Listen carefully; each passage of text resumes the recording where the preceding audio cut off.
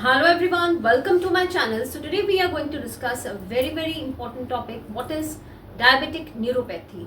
ये diabetic neuropathy क्या होती है and what are its causes? देखिए, diabetic neuropathy is a kind of nerve damage that occurs in diabetic patients. So nerve damage कई तरह का होता है और न्यूरोपैथी कई तरह की होती है, पर most common is peripheral neuropathy. तो खासकर जो डायबिटिक पेशेंट्स हैं उनमें नर्व्स जो हैं वो डैमेज हो जाती है, जिसको हम डायबिटिक न्यूरोपैथी कहते हैं.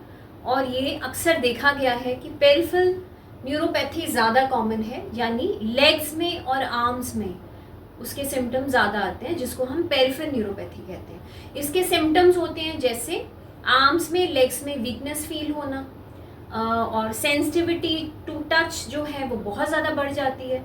मसल क्रैम्स होते हैं, टिंगलिंग सेंसेशन, बर्निंग सेंसेशन होगी, और जब हाथ लगाते हैं तो सेंसिटिविटी बहुत ज़्यादा होगी.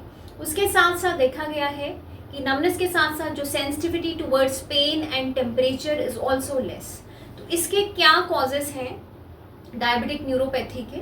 नंबर 1 है हाई ब्लड शुगर लेवल से कई बार जो नर्व्स के सिग्नल हैं वो लंबे समय तक, जब शुगर अनकंट्रोल्ड रहती है तो वो एक तरह से सिग्नल्स अफेक्ट होने शुरू हो जाते हैं, which leads to diabetic neuropathy.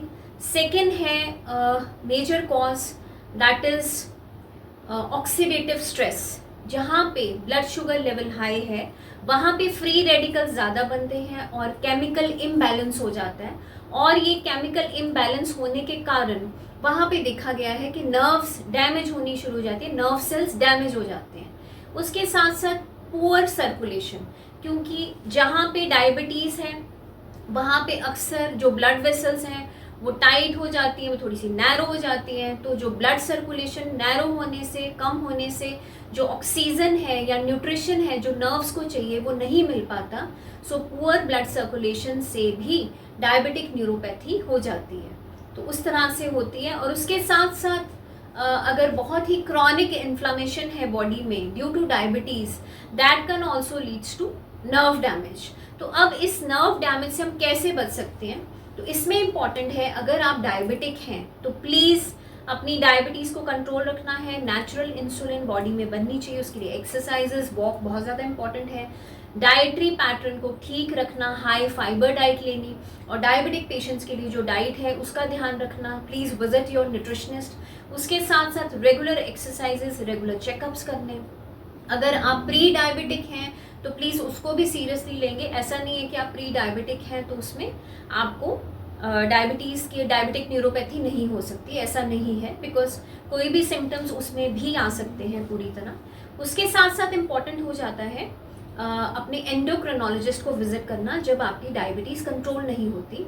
और ग्लाइकोसाइलेटेड A1C यानी 3 मंथ्स का जो हम कैलकुलेट करते हैं उसको 3 मंथ्स में, विद इन 3 to 4 मंथ्स या 6 मंथ्स में एक बार कैलकुलेट करवाना बहुत ज़रूरी है, ताकि सिर्फ हम फास्टिंग शुगर को नहीं चेक करेंगे. 3 मंथ्स की कैलकुलेशन HbA1c से ही एक्चुअली कैलकुलेट किया जाता है कि आपकी डायबिटीज़ कंट्रोल है कि नहीं है.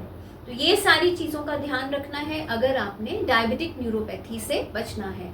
और अगर थोड़ी सी भी नमनेस, वीकनेस या टिंगलिंग सेंसेशन आती है तो please immediately consult your neurologist. It's very important. Regular exercises और ट्रीटमेंट्स करवाने हैं. Physiotherapy is very effective in diabetic neuropathy, तो उसमें वो भी इम्पॉर्टेंट है उनको विजिट करना, ताकि टाइमली आप मॉनिटर करते रहे अपने सिम्टम्स. जहाँ पे भी बर्निंग टिंगलिंग सेंसेशन है उसको चेक में रखें. इसके रिगार्डिंग कुछ भी डिस्कस करना चाहते हैं तो प्लीज़ मेरे चैनल को सब्सक्राइब कीजिए. आप लोग मुझे इंस्टाग्राम पे भी फॉलो कर सकते हैं. Thank you.